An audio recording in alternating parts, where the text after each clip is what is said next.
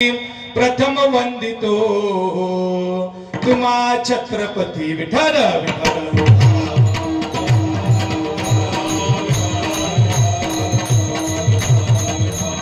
श्री गुरु चरण सरोज रज निज मनु मुकुर सुधारी बरनौ रघुवर बिमल जसु जोदायक फलचारी बुद्धिहीन तनु जानिके सुमिरो पवन कुमार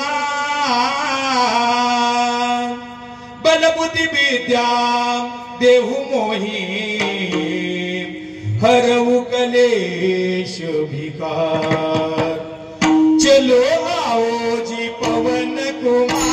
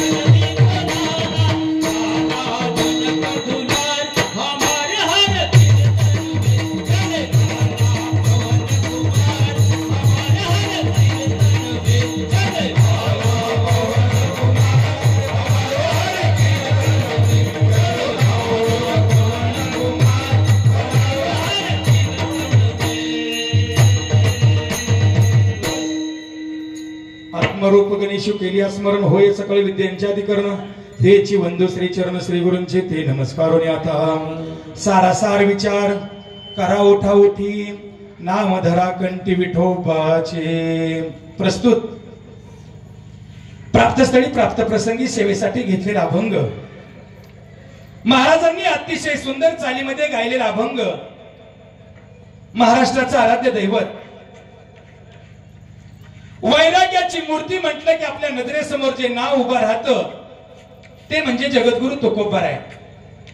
वैराग्य वैराग्य म्हणजे नेमकं वैराग्य किती असावं।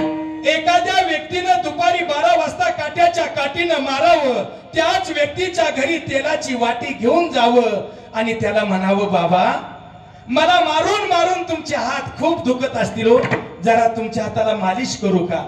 एवढे वैराग्यवान। आता तुम्ही एवढे माता पिता बंधू भगिनी समोर बसलेला आहात, आपल्याकडे एवढं वैराग्य आहे का। आपल्याला जर कोणी एखाद्यानं काठीनं मारलं, आपण तेलाची वाटी नेऊ का, काट्या नेऊ, काट्या महाराज। म्हणजे एवढं वैराग्यवान व्यक्तिमत्व वेद सुज्ञ भक्ती तज्ञ वारकरी तत्वज्ञ जगद्वंदनीय जगद्गुरु तुकोबार यांचा फार नाही 4 चरणाचा अभंग या ठिकाणी सेवेसाठी घेतलेला आहे। विठ्ठल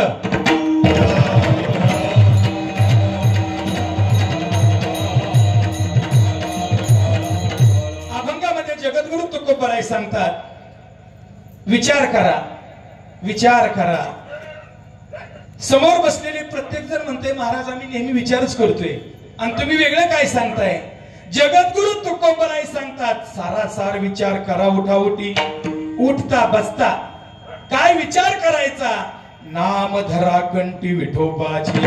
जगाचा मायबाप तुमचा आपल्या सगळ्यांचा मायबाप भगवान परमात्मा यांचं नाम चिंतन आपल्या कंठातून आपल्या मुखातून नेहमी राहिलं पाहिजे। मग सद्ग्रस्त लगेच म्हणला, महाराज आम्ही भगवान परमात्म्याचं नाव घेऊ, विचार सुद्धा करू, पण त्यात फायदा काय।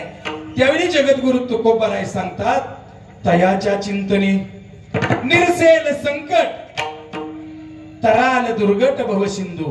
कितीही कठीण प्रसंग येऊ द्या, आपल्या सगळ्या अडी अडचणी सुटल्याशिवाय राहणार नाहीत. एवढंच नाही, भगवान परमात्म्यानं आपल्याला मनुष्य रूपी देह दिलेला आहे. कशासाठी? भगवान परमात्म्याचं नामचिंतन करण्यासाठी. पण आपण काय करतो? भगवान परमात्म्यानं आपल्याला हा देह दिला. देवे दिला देह भजना गोमाता,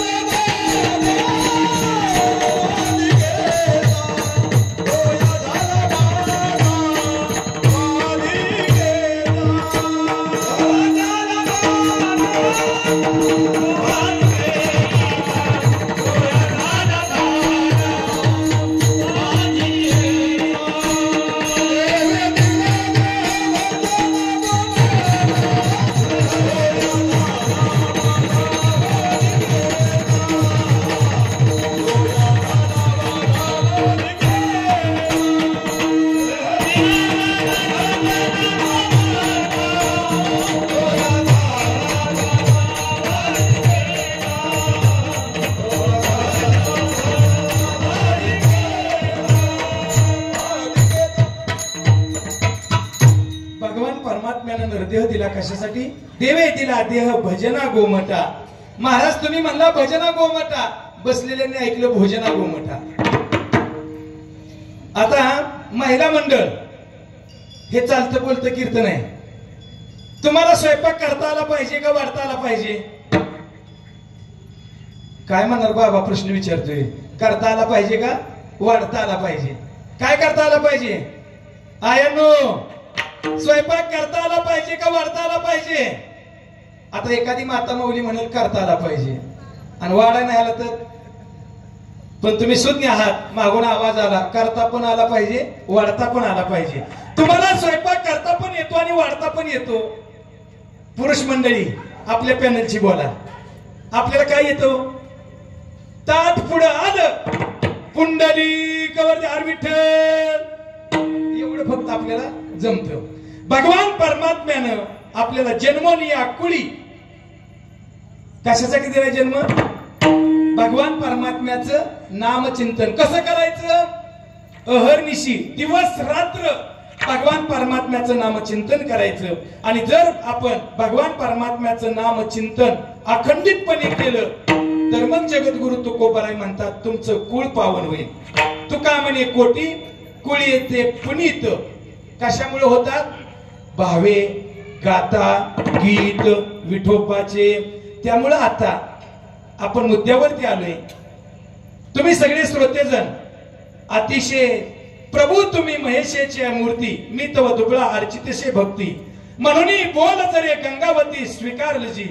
तुम्ही एकदम सुज्ञ आहात, तुम्ही ऐकणारे एकदम चांगले आहात. फक्त बसताना बसताना असं बसायचं आपल्यावरती अख्ख्या महाराष्ट्राचं कर्ज आहे असा विचार करत बसायचं नाही. अभंगच आपण यासाठी घेतलाय आज अखंड हरिनाम सप्ताह. आणि अखंड हरिनाम सप्ताहातील पहिल्या दिवसाची कीर्तनाची सेवा या ठिकाणी मज पामराशे काय थोरपण पायाची वाहन पायावरी.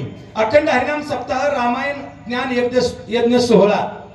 आता हा सोहळा कधी चाललाय, कधी चालू झाला? जवळजवळ 1958-59 ला. कारण वर्ष सांगता याच्यावरती 67 वर्ष झालं. सप्ताह सुरू आहे त्याला किती वर्ष झाली? 67. म्हणजे माझ्या जन्माच्या पूर्वी 12-13 वर्ष हा अखंड हरिनाम सप्ताह सुरू आहे. आणि या अखंड हरिनाम सप्ताहासाठी परिसरातील सर्व भजनी मंडळ, आता सगळ्यांची नावं काय मला माहित नाही, पण मला माहित आहे आप सभी नाम के प्रेमी नहीं है, आप सभी हरिनाम के प्रेमी है. तुमच्या सगळ्यांच्या चरणावरती मी पहिल्यांदा नतमस्तक होतो. कारण का? टाळकरी, वारकरी, माळकरी असल्याशिवाय कीर्तनाला शोभा नाही. आणि सगळ्यात महत्वाचं मृदुंगाचार्य काय महाराज वारकरी संप्रदायाची सुरुवातच झाली आदिनाथ महाराज तुमच्यापासून. आदिनाथ गुरु सकळ सिद्धांचा मच्छिंद्र तयाचा. आणि मला तर असं कळलंय तुम्ही आज अचानक आलाय. अचानक जरी आले, तुम्हाला स्टेपनी चाक माहित आहे का? गाडीला 4 चाक असतात आणि पंक्चर झाल्यानंतर 5वं चाक असतं. पण खरं तर त्या 4 चाकापेक्षा मोलाचं कार्य कुठलं चाक करतं? आता महाराज तुम्ही काय स्टेपनीचं चाक नाही, तुम्ही चांगले कंडाना वगैरे करीत चाक आहे. पण अचानक सुद्धा येऊन आदिनाथ महाराज यांच्यासाठी महिला मंडळ, मला त्यांच्यासाठी एक नाव घ्यावं वाटतंय. तुमचं झालंय का? नाही झालं का? मग उपयोगी येईल. नीट ऐका. सोन्याचा पकवाज. आता एवढंच काम करायचं, कारण कीर्तन त्यांच्यावरती आणि गायकांवरती अवलंबून असतं. तुम्ही फक्त काम करायचं. उजवा हात डाव्या हातावरती मारायचा, त्याला म्हणतात टाळी. जो माणूस मनापासून वाजवतो टाळी, त्याच्या गालावरची खुलते कळी. आणि हे उभा राहिलेले आहेत ना, तुमची लय हो काळजी यांना. हे वाजवतात तुमच्यासाठी टाळ, कारण यांना वाटतंय तुमच्या जवळ येऊ नये काळ. म्हणून आता यांच्यासाठी आता तुम्ही टाळी अशी वाजवायची, सांगितल्यानंतर अशी वाजवायची जसं तुम्ही खूप कंटाळलेला असावा आणि पिसळलेलं कुत्रे पाठीमागे लागावं. त्यावेळी आपण म्हणतो का, कबीर आहे का आपण, चमडी जाने और तू जाने, असं म्हणायला आपण संत कबीर नाही. कुत्रा पिसळलेला पाठीमागे लागल्यानंतर आपण कितीतरी थकलेलो असलो तरी रिझर्व्ह पॉवरचा उपयोग करतो. तसं तुम्ही आता रिझर्व्ह पॉवर वापरली की मृदंगाचार्य बघा जे उभं राहिलेत का नाही, वय झालेलं असू द्या, मला म्हणावी लागेल पुन्हा, यांच्या वाजवण्यामुळं तरण्याचं झालं कोळसन, म्हाताऱ्याला लय बाळस, हे सुद्धा नाचणार तुमच्या वाजवण्यामुळं. सोन्याचा पकवास त्याला चांदीचा गट्ट्या, सोन्याचा पकवास त्याला चांदीचा गट्ट्या. आणि खुडच गावामध्ये 67व्या वर्षात अखंड हरिनाम सप्ताह अतिशय सुंदर मृदुंग वाजवतो माऊलीचा पट्ट्या. जोरात टाळ्या होत्या. नारदासारखे विनेकरी बाबा तुमच्या चरणावरती मी नतमस्तक होतो. त्याचप्रमाणे ज्यांच्या माध्यमातून ही कीर्तनाची सेवा आली आणि तुम्हा सगळ्या माय बापांचं दर्शन घेण्याचं सौभाग्य मला प्राप्त झालं, असे आपल्या गावातील चेअरमन मान्य श्री दामोदर झाडे पाटील. पाऊले चालती पंढरीची वाट, 10, 15, 5, 25 वर्षापूर्वी आमची पल्ली गाठ. आणि म्हणून तर तुम्ही माझी पाहत होता वाट, आणि आज आपली तुमची माझी सगळ्यांची पल्ली गाठ. विठ्ठल.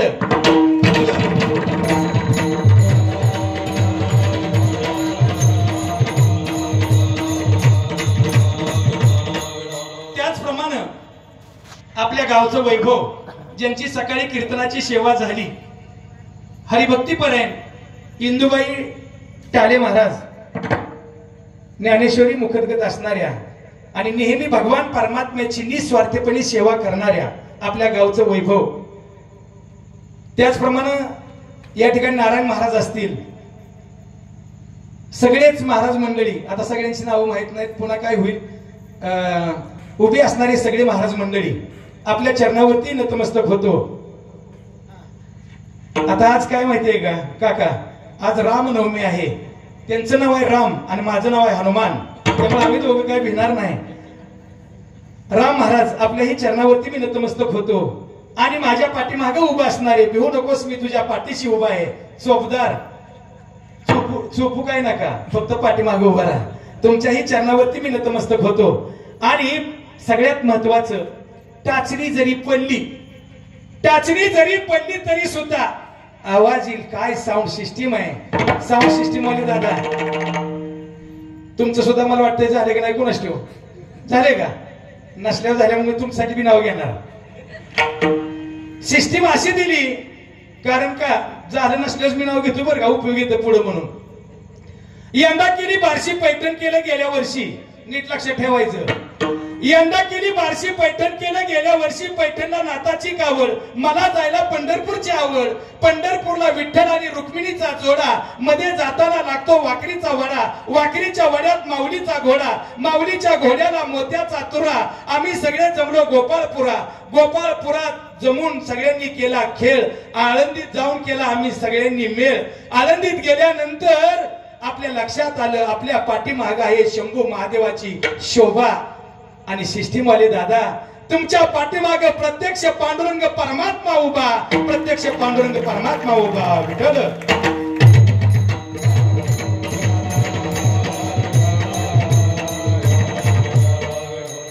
आता हे सगळे मला सहकार्य करणार आहेत म्हणून तुम्ही म्हणाल यांची नावं घेतली.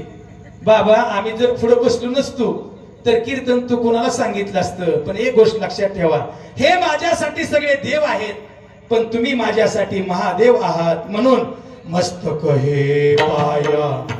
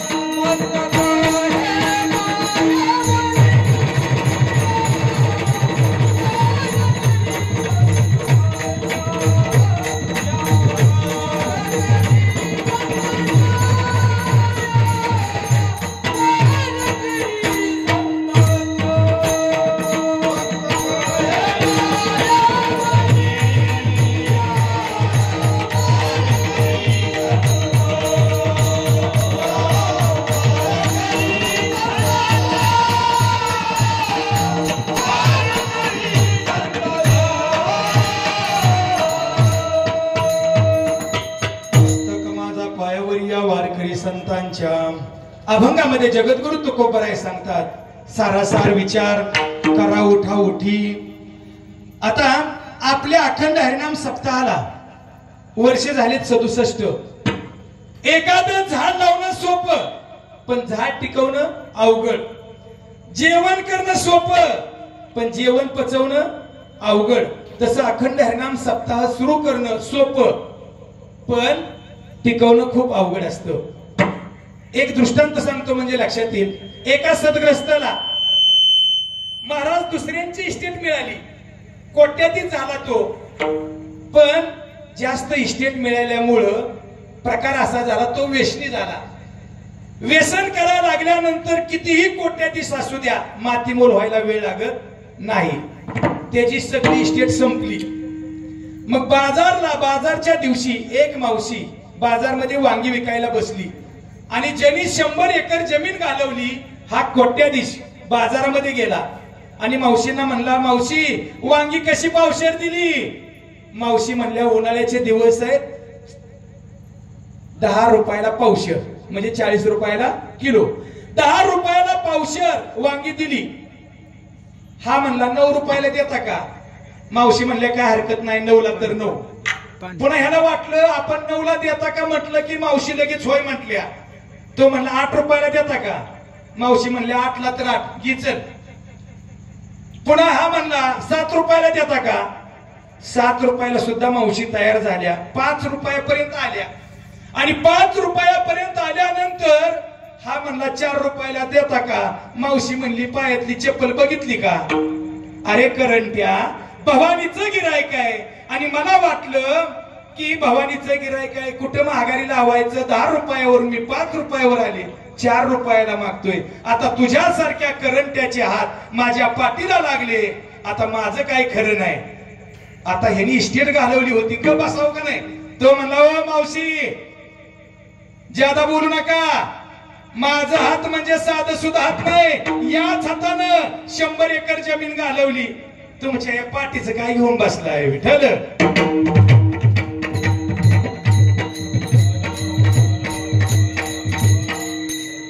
म्हणजे कितीही मिळालं तरी पण ते टिकवता आलं पाहिजे.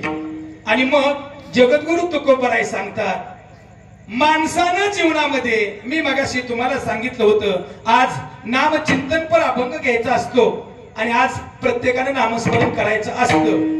धर्म परिवर्तन मंडपामध्ये बसून जर आपण नामस्मरण नाही केलं आणि आज दुग्ध शर्करा योगायोग प्रभुरामचंद्र आज जन्माला आले आणि हनुमंतराय 12 तारखेला पहाटे जन्माला येणार आहेत. आणि दुग्ध शर्करा योग योग आज आपला अखंड हरिनाम सप्ताह सुरू झालाय. आणि मग आपण नामस्मरण करायला कंटाळा करायची गरज नाही. तुम्ही बसताना असं बसायचं गुलाबाच्या फुलासारखं फुलल्यासारखं. तुम्ही बसलाय फुलासारखं पण गुलाबाच्या फुलासारखं नाही, सूर्यफुलाच्या फुलासारखं तसं बसायचं नाही. कारण का गुलाबाच्या फुलासारखं का बसायचं सांगणारे फुले महाराज आहेत म्हणून. विठ्ठल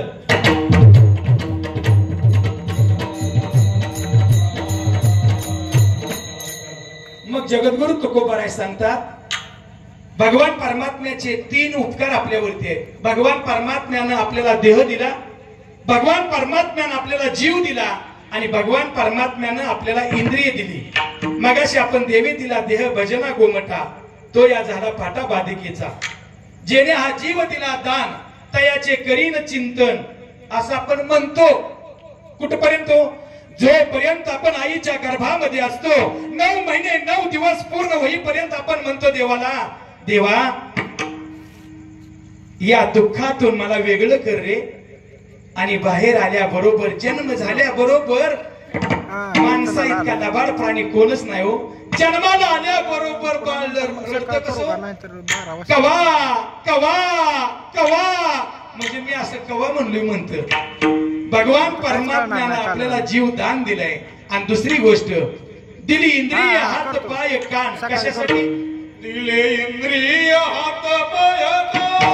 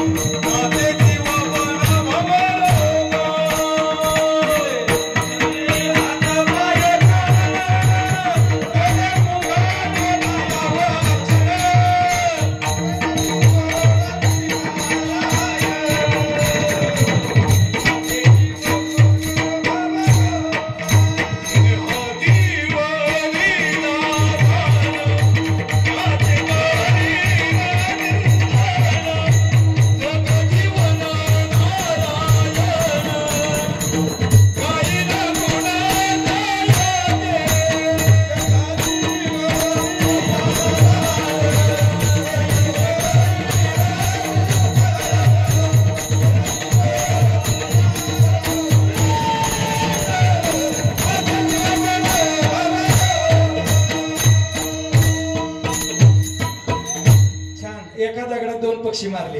दोन्ही पण प्रमाण आपली झाली. इंद्रिय दिली, जीव पण दान दिला.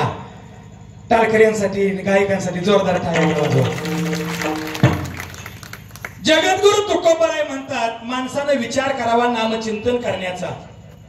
पहिली गोष्ट माणसानं विचार करूच नये.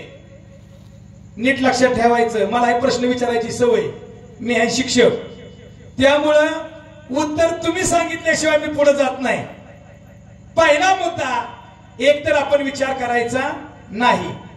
दुसरी गोष्ट एखाद्या गोष्टीचा एकदा विचार केला की पुन्हा विचार करायचा नाही. आणि तिसरी गोष्ट आपण विचार करायचा फक्त नामचिंतनाचाच विचार करायचा. तुम्ही म्हणा विचार नेमका करायचा नाही कशाचा? किस कापण्याचा विचार करायचा का? करायचा का?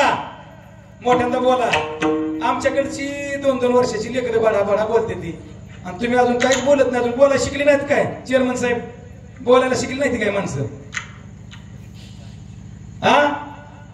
मी काय सांगतोय की भगवान परम विचार करताना आपण किशे कापण्याचा विचार करायचा नाही, खोटं बोलण्याचा विचार करायचा नाही, लबाड बोलण्याचा विचार करायचा नाही. मग दुसरी गोष्ट सांगितली, एकदा एखाद्या गोष्टीचा विचार केला की पुन्हा त्या गोष्टीचा विचार करायचा नाही. अशी कोणती गोष्ट आहे हो? एकदा लग्न केलं की पुन्हा दुसरं लग्न करायचा विचार करायचा. आता म्हणणार महाराज एकाच अवघड झालंय. कशामुळं? स्त्री भ्रूण हत्या पाठीमागच्या 5-10 वर्षात खूप झाल्या. लडकियां न होती तो क्या होता, लड़कियां न होती तो क्या होता. दुनिया परेशान तन्हा इंसान, ना जानू ना जान हर तरफ जय हनुमान. म्हणजे प्रत्येक गोष्टीकडे आपण या गोष्टीकडे दुर्लक्ष केलं, मुलींची स्त्री भ्रूण हत्या झाली. आणि म्हणून विचार करायचा, पण एकदा लग्न केलं की दुसऱ्या विचार लग्नाचा करायचा नाही. दुसरी कराल बाईल फटफजिती होईल. आपण जर दुसरी बायको केली तर आपली फजिती झाल्याशिवाय राहणार नाही. असं मी एकदा कीर्तनात सांगितलं, प्रमाण दिलं. दुसरी बायको केली तर फटफजिती होईल. ऐकणारानं ऐकलं, घरी गेला तिसरी बायको केली. मला म्हणलं महाराज आता तिसऱ्या बायकोला तुमच्याकडे काय प्रमाण आहे का? आता काय असणार प्रमाण? जर दुसरी बायको केल्यानंतर पाप लागत असेल, मग तिसरी केल्यानंतर पाटील महाराज काय पुण्य लागणार आहे का हो? विठ्ठल विठ्ठल.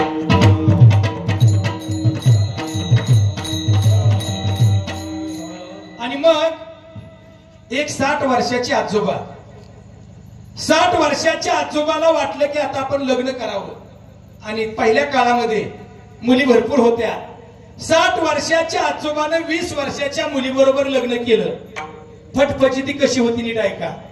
लग्न केल्यानंतर पहिली बायको होतीच, दोघांची केस काळी पांढरी झालेली होती. पण जी नवीन मुलगी नांदायला आली होती तिची केस मात्र काळी होती. आणि तिला वाटायचं माझ्या कारभाऱ्याची केस सुद्धा माझ्यासारखी काळी कुळकुळीत असावीत. आणि तिला वाईट वाटायचं, मला फक्त माझ्या नवऱ्याचे पांढरे केस तेवढे पटत नाहीत. मग ते कारभारी झोपले की तिने एकच काम करायचं, पांढरे केस काढून टाकायची. हे बघितलं पहिल्या बायकोनं. पहिली बायको म्हणली, भया माझ्या कलरची केस काढून टाकती या, आता तिच्या कलरची मी ठेवत नाही. आता ही बारकी काय करत होती, पांढरी केस काढायची. पुन्हा हा झोपला की थोरली यायची आणि थोरली काय करायची, काळी. आता ह्यांची वडाचड सुरू झाली. एक काढायची काळी केस, दुसरी काढायची पांढरी. अहो काय बघता, त्याचं चंपी झाली, चंपी. डोक्याला केस शिल्लक राहिला नाही. आणि एवढं सुद्धा नाही, दोघी एकमेकीला बांधायला लागल्या. तो म्हणला तुम्ही दोघी काय भांडू नका, आपल्याला 2 मजली माळवाद आहे. 3 खणी खाली आणि 3 खण वरती. धाकटीनं वरती राहायचं आणि थोरलीनं खाली राहायचं. वाटणी झाली, माळवाद वाटलं खालचं थोरलीला, वरचं धाकटीला. सगळी वाटणी बरोबर झाली. पण अडचण एक होती, म्हैस मात्र एकच होती. आता म्हैस कशी वाटायची? मग म्हैस वाटली अशी, थोरलीला निम्मा भाग, तोंडाकडचा भाग थोरलीला दिला आणि कासकडचा भाग धाकटीला. खाऊ पिऊ घालायचं कोण? थोरली. आणि धार काढाय कोण जायचं? धाकटी. आता धाकटीची मजाच, गवत आणाय नको, काय नको. गवत आणणार थोरली आणि धार काढणार धाकटी. मग एके दिवशी असंच आपल्या अखंड हरिनाम सप्ताहातील वारकरी गेले. थोरली पत्नी होती, हरिपाठ काकडा म्हणणारी होती, भाविक होती, पारमार्थिक होती. तिने सगळ्यांना चहा प्यायला बोलवलं आणि धाकट्या जावकडे गेली, सवतीकडे गेली धाकट्या आणि म्हणली, होय ग आमच्या घरी महाराज आले ते, जरा तू चहा देते का? आता धाकटी आगाऊच होती हो, काना मागणं आली तिकड झाली. ती म्हणली, तुझ्या बापानं दूध ठेवले या, माझा भाग काशेच आहे, त्यात मी दूध काढते, तुला मी दूध देणार नाही. अहो बघता काय, दोघीचं झांगड पाकड भांडण लागलं. भांडण कसं तरी मिटवलं. आणि मग शेवटी वारकऱ्याने सांगितलं, आम्ही 12 गावचं पाणी पिलेलो आहोत, मावशी तुम्ही चिंता करू नका, तुम्ही एकच काम करायचं, म्हशीचा तुमचा कुठला भाग आहे? तोंडाचा. ती धार काढायला बसली, मोठी काठी घ्यायची आणि तिच्या तोंडावर पदा पदा पदा पदा मारायचं. आता तुम्ही विचार करा, धाकटी धाराला बसली की थोरलीचा दिनक्रम काय? तिच्या तोंडावरती पदा पदा पदा पदा मारायची. आता म्हैस थांबल का? हिला पण दूध नाही आणि हिला खायला नाही, कायच उपयोग नाही.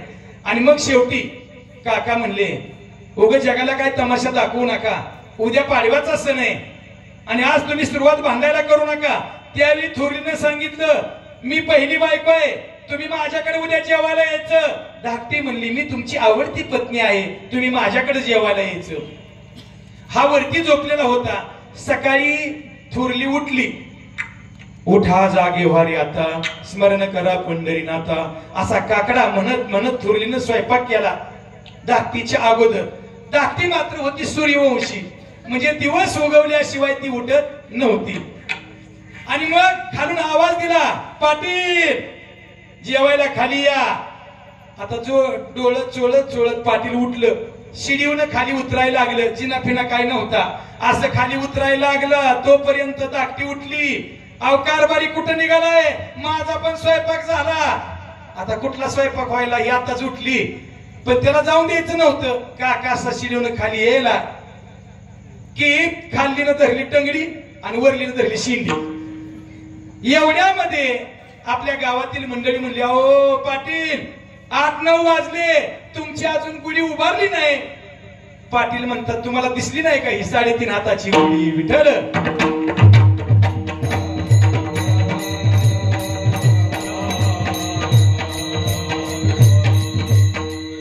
म्हणजे पहिली गोष्ट विचार करायचा नाही.